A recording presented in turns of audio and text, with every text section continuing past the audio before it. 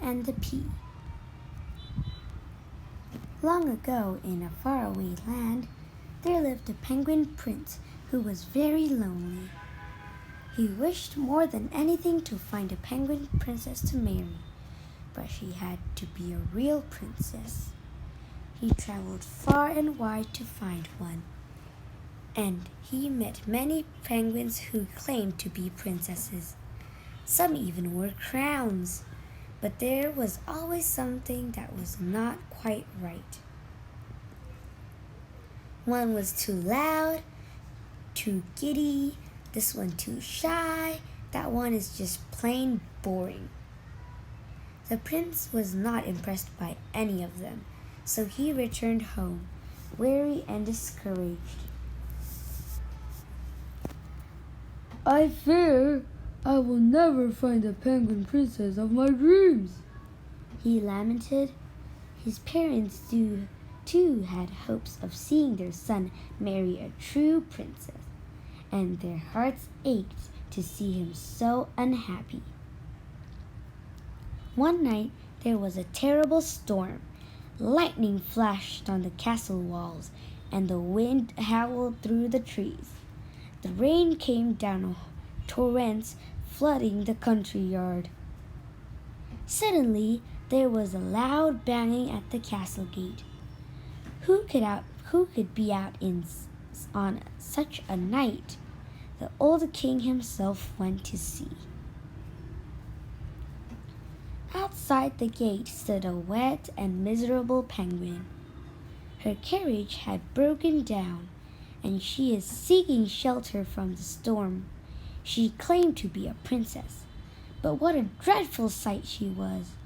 Rain streamed from her beak, and her feathers were all matted. Her clothes were tatters, and her crown was caked with mud. The king invited the shivering penguin to dry off and stay for the night. The princess shook the rain and mud from her clothes and feathers as best as she could.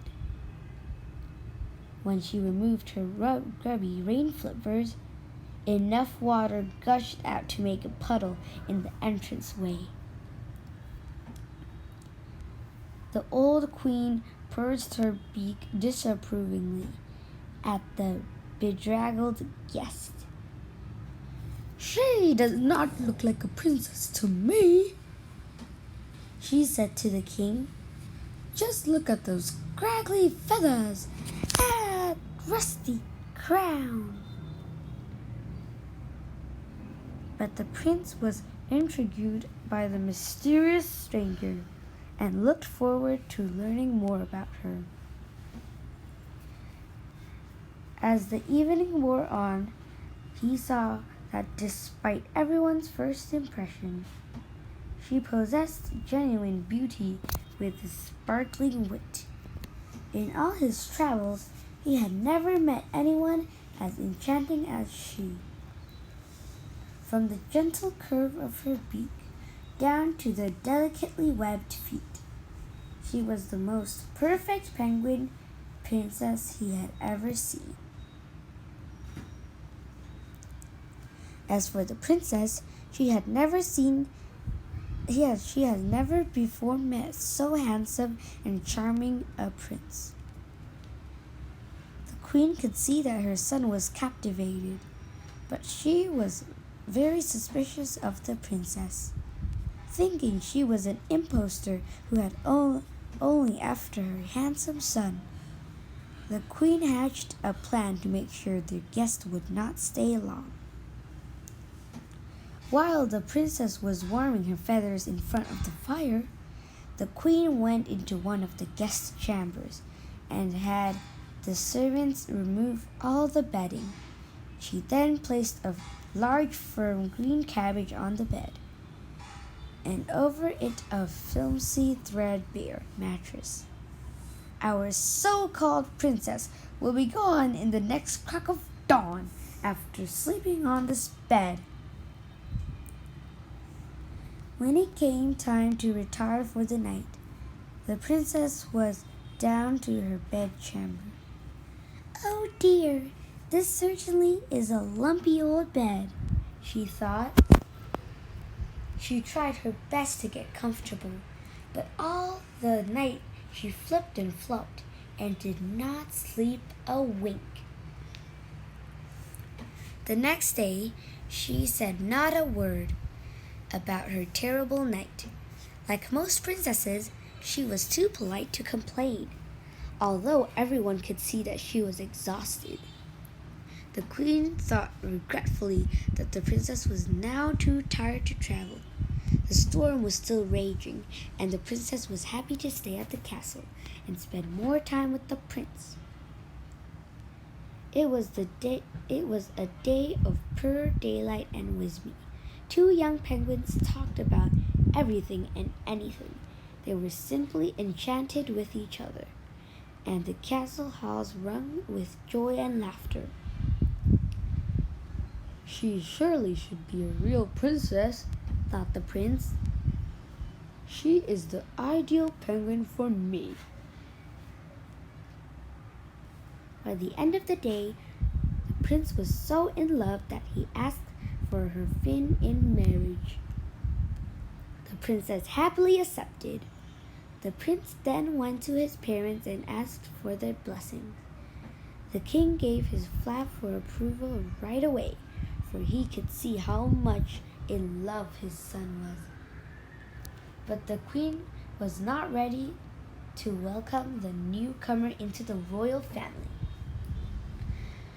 "We must absolutely sure that this young penguin is a real princess," the queen insisted.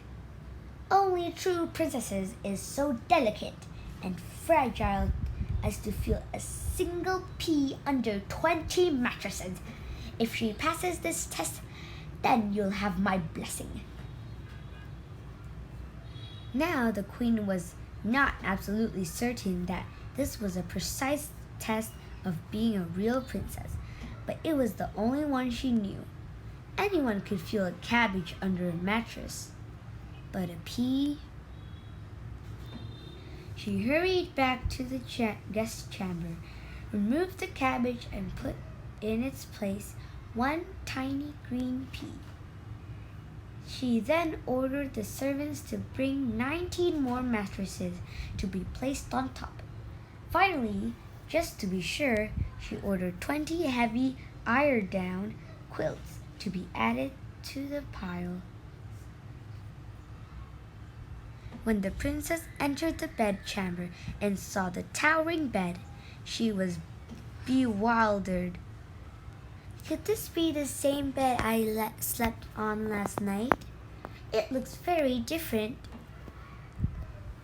But all her things were there, just as she had left them, so it had to be the right room. The princess had quite a time climbing up onto the bed. When she finally reached the top, the height made her extremely dizzy. And then, once she was nestled in, she could feel something hard beneath the mattresses that was causing her some discomfort. In the middle of the night, she turned restlessly from side to side. She rolled right off the bed and tumbled to the floor. She sat up and carefully adjusted her crown.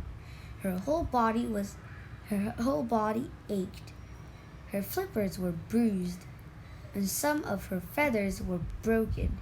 She did not even try to climb back up, but huddled miserably on the floor for the rest of the night.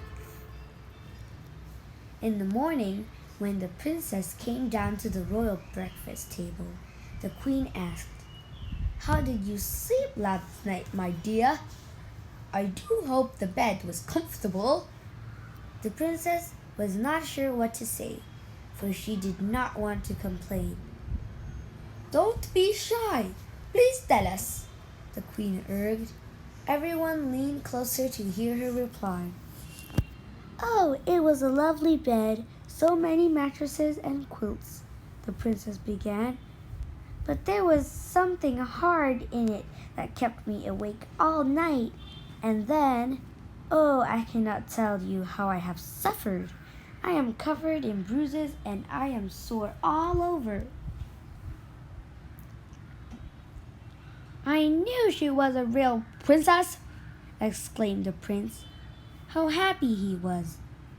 From then on, the princess was recognized by everyone in the kingdom to be a genuine royalty, for she had felt a tiny pea right through the 20 mattresses and 20 eiderdown quilts. The queen gave her consent, and the prince and princess were soon married and lived happily ever after. As for the pea, it was put on display in a special glass case in the Royal Penguin Museum. It remains there to this day, if it hasn't been lost. And so ends a true story.